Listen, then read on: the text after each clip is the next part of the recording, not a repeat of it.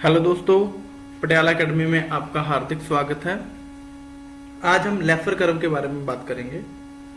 Laffer curve हम mainly वही question करेंगे जो एग्जाम में आ सकते हैं। या ऐसा कि लेफर कर्व में हम इसके बारे में डिस्कस करते रहें तो घंटों डिस्कशन कर सकते हैं, लेकिन हम फोकस अपना रखेंगे सिर्फ और सिर्फ एग्जाम में भी हम मेनली फोकस रख रहे हैं अपना यूपीएससी के ऑल एग्जाम्स हैं जो उन पे हमारा फोकस रहेगा कि उनमें जो चीजें मोस्ट इंपॉर्टेंट क्वेश्चन है हमने उन्हीं पे ध्यान देना है। जो ठीक है, हर टॉपिक के साथ रिलेटेड 7-8 क्वेश्चन ही बनते हैं जो मोस्ट इंपॉर्टेंट होते हैं। ठीक है, वो ऐसे क्वेश्चन होते हैं तो और कोई गलत नहीं करके आ रहा है। ठीक है, वो सब पढ़ के जा रहे हैं, कुछ आउट ऑफ द वे, कुछ अलग ही बहुत डिफिकल्ट बहुत मुश्किल क्वेश्चन पूछ लिया तो वो इतना मेरिट पे इफेक्ट नहीं डालता है। So guys, Laffer curve basically आप ये देख ही रहे हो, ये अपना अर्थर लेफर ने इसका खोज किया था। ठीक है, उन्होंने रिलेशनशिप बताया था टैक्स रेट, जैसे एक साइड आप देख रहे हो टैक्स रेट है और दूसरी तरफ टोटल टैक्स रेवेन्यू जो गवर्नमेंट कलेक्ट करती है। सो इनका कहने का मतलब आपने 2-3 चीजें नोटिस करनी है। एक तो ये स्टीपनेस नोटिस करनी है। ठीक है, स्टीपनेस बढ़ रही है, आगे जाते स्टीपनेस कम हो रही है। ठीक है, इसका मतलब स्टीपनेस कम होने का मतलब क्या है यहाँ पे कि यहाँ अगर टैक्स रेट आप इंक्रीज कर रहे हो, ठीक है, 1 पॉइंट इंक्रीज किया, फिर आगे 1 पॉइंट इंक्रीज किया, टैक्स रेट आप इंक्रीज कर रहे हो तो बहुत शार्पली, बहुत स्टीपनेस का मतलब ये देखो, ये स्टीपनेस है कि आपने थोड़ा सा चेंज किया तो काफी चेंज हो गया ये टैक्स रेवेन्यू। लेकिन अगर यही हमारे पास इस तरीके का स्टीपनेस कम हो इसकी, तो आप बहुत ज्यादा टैक्स रेट इंक्रीज करोगे तो भी आपका रेवेन्यू उतना इंक्रीज नहीं होगा। ठीक है, तो स्टीपनेस का बेसिकली स्टीपनेस का आपने ध्यान रखना है। ठीक है, अब ये देखिए कि यहां टैक्स रेट इंक्रीज हो रहा है। ठीक है, और एक लेवल पे आके वो टैक्स रेट जैसे जैसे आप इंक्रीज करते हो तो आपका रेवेन्यू बढ़ रहा है। ये टैक्स रेट इंक्रीज किया है तो आपका रेवेन्यू बढ़ रहा है, फिर टैक्स रेट इंक्रीज किया, टैक्स रेवेन्यू जो गवर्नमेंट कलेक्ट कर रही है वो इंक्रीज हो रहा है, वो बढ़ रहा है। ठीक है, लेकिन फिर वो आगे आओगे तो ये बड़ा है, ये कम बड़ा है। ठीक है, तो वो उस प्रोपोर्शन से नहीं बढ़ेगा जिस प्रोपोर्शन से आप टैक्स रेट इंक्रीज कर रहे हो, धीरे धीरे कम होता रहेगा। एक पॉइंट आएगा, ये वाला वो पॉइंट है। ठीक है, इस पॉइंट पे आपका फर्दर टैक्स रेट को इंक्रीज करने से आपका टैक्स रेवेन्यू इंक्रीज नहीं होगा। ठीक है, जो गवर्नमेंट कलेक्ट कर रही है वो इंक्रीज नहीं होगा। ये एक इसका मतलब ये थ्रेशोल्ड हो गया।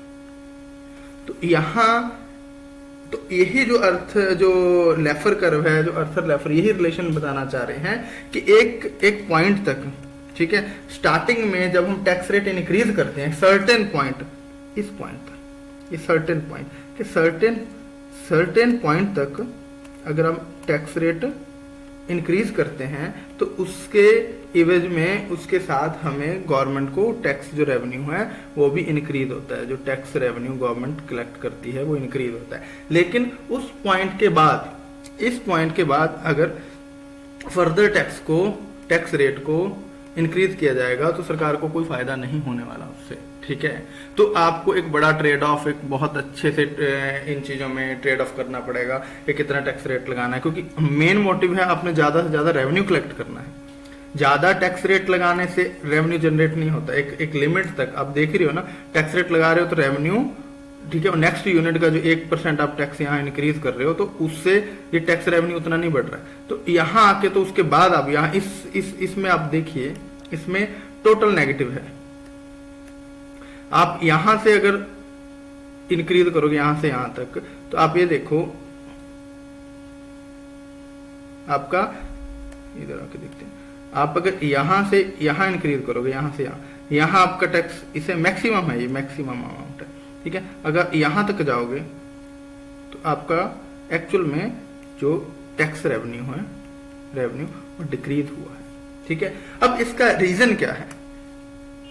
अब इसका रीजन क्या है? वो एक ही रीजन है, हमने जो, हालांकि और भी बहुत रीजन आएंगे, हम इसमें फर्दर बातें कर सकते हैं, लेकिन हम एग्जाम पॉइंट ऑफ व्यू से ही बात करेंगे। ठीक है, एग्जाम पॉइंट ऑफ व्यू से एक ही रीजन इसका बनता है।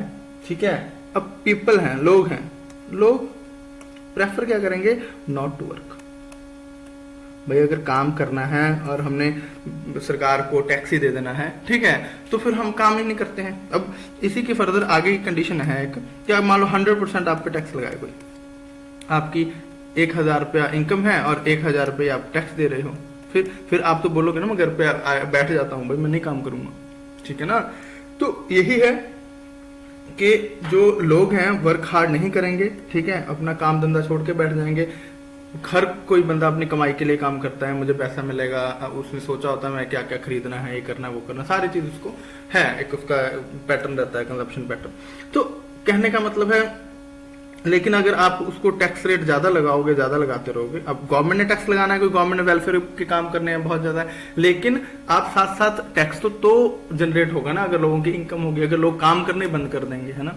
अगर जैसे आपने कई बार सुना होगा कि बहुत कई देशों में इंडस्ट्री नहीं ग्रो करती है क्योंकि उन पे कॉर्पोरेट्स पे बहुत टैक्स लगते हैं, ठीक है। जैसे जैसे कॉर्पोरेट्स पे टैक्स लगेंगे, कॉर्पोरेट्स उतना उनको नहीं इच्छा रहेगी काम करने की, ठीक है। तो यही है। फर्दर आपके लिए क्वेश्चन है कुछ को आपने बताना है कमेंट्स में कि ये जो लेफर कर्व है, लेफर कर्व है, ठीक है, क्या कोई और रीजन, पहला क्वेश्चन है आपके लिए, कोई और रीजन,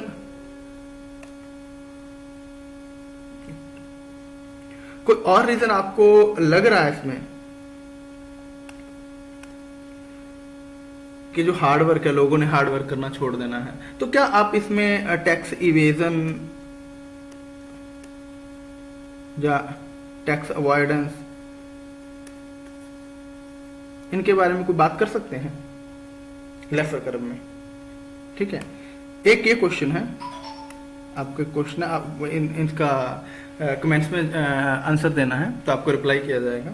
और दूसरा क्वेश्चन है आपके लिए कि लेफर कर्व है जो, ठीक है, क्या ये सिर्फ डायरेक्ट टैक्स की बात करता है या फिर इनडायरेक्ट की भी करता है, इनडायरेक्ट टैक्स की भी बात करता है।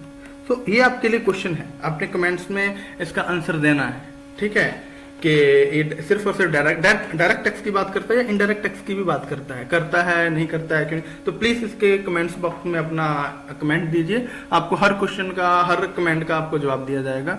Please please, thank you, thanks a lot, okay guys.